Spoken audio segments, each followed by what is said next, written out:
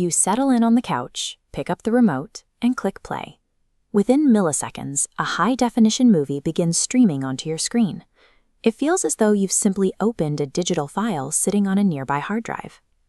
Many of us picture the streaming catalog the way this diagram shows, a massive central spreadsheet. This is a traditional relational database, where we expect a neat row for a movie, columns for metadata, and one giant cell holding the actual video file. The problem lies in how this structure handles growth.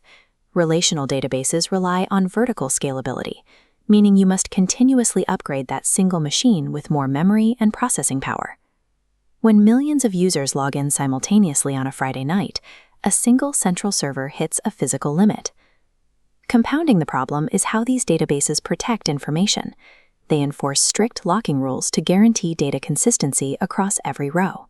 If you try to enforce those locks while also forcing the system's memory to cache massive unstructured video files, known as binary large objects or blobs, the architecture chokes. Building a global streaming platform on a rigid, single-server relational grid would cause the system to buckle under the memory strain, leading to total failure within seconds of peak traffic. To survive, engineers abandoned the single central server. This diagram illustrates horizontal scalability.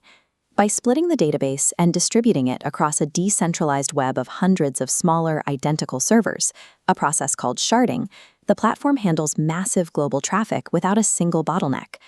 This distributed approach requires a specialized framework called a document-oriented database. Instead of splitting a movie's details across different tables, this architecture groups all related information into one self-contained, flexible record.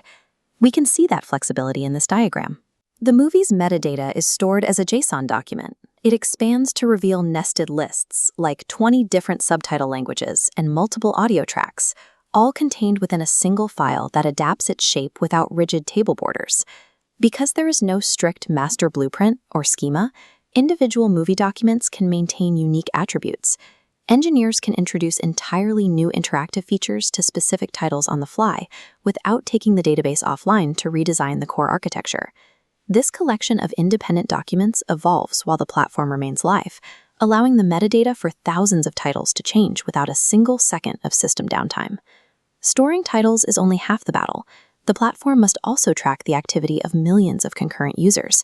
When you pause a show, the system logs that exact timestamp so you can resume it on a different device 5 minutes later.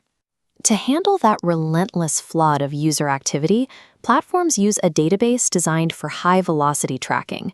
This diagram shows a masterless peer-to-peer architecture. Every server node in this ring operates identically.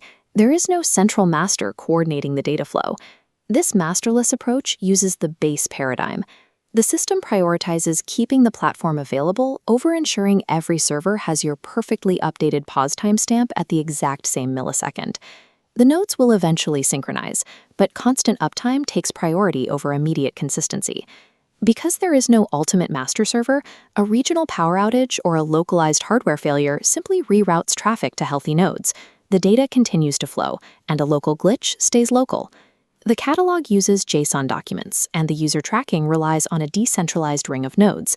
But that leaves a question of scale. Where are the actual 50-gigabyte 4K video files stored? The database does not hold the video at all. This diagram illustrates an external file reference. Instead of trying to cram heavy binary data into memory, the database cell holds a lightweight text URL. It acts as a digital laser pointer, directing the system away from the database. That text pointer routes your device to a content delivery network, or CDN. The map shows how it works, connecting you to a physical edge server located just a few miles from your house, which holds a cached copy of the video file you requested.